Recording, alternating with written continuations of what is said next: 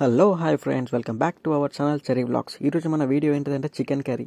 So chicken కర్రీని ఎలా చేయాలి ఈరోజు మీకు ఈ వీడియోలో చూపిస్తున్నా. సో చాలా టేస్టీగా అండ్ చాలా ఈజీగా ఉంటుంది ఈ రెసిపీ. ఐ హోప్ మీ అందరికీ నచ్చుతుంది అనుకుంటున్నా. ఈ వీడియో చూసిన తర్వాత మళ్ళీ మీరు కూడా దీన్ని ట్రై చేసి నాకు మీరు కామెంట్లో చెప్పాలి ఎలా ఉందో. So let's go. సో ఫస్ట్గా చికెన్ని మంచిగా ఫ్రెష్గా వాష్ చేసుకోవాలి. వాష్ చేసుకున్న తర్వాత దాన్ని ఒక బౌల్లోకి తీసుకోండి.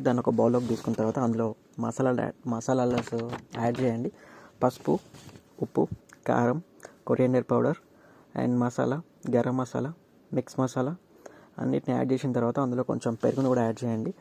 అండ్ అల్లం పేస్ట్ని కూడా యాడ్ చేయాలి. అల్లం పేస్ట్ నేను యాక్చువల్లీ బయట దొరికే ప్రోడక్ట్స్ కాకుండా నేనే నా సొంతంగా నేనే అల్లం వెల్లుల్లి తీసుకొచ్చుకొని దంచుకుంటాను అన్నమాట. సో అలా దంచుకుంటే ఇంకా టేస్ట్ ఇంకా బాగుంటుంది. సో మీరు కూడా అలా ట్రై చేయండి నెక్స్ట్ టైం.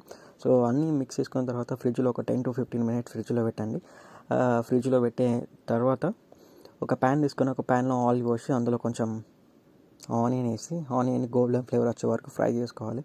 సో ఫ్లేవర్ వచ్చేంత వరకు ఫ్రై అయిపోయిన తర్వాత ఫ్రిడ్జ్లో ఉన్న చికెన్ తీసేసి ఇంకా అందులో వేసేసి ఒక 20 to 30 minutes లో ఫ్లేమ్లో ఉంచండి. దాని తర్వాత చికెన్ కర్రీ అనేది రెడీ అయిపోతుంది.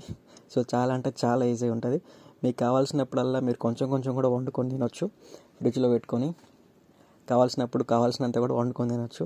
చాలా అంటే చాలా ఈజీగా ఉంటుంది రెసిపీ.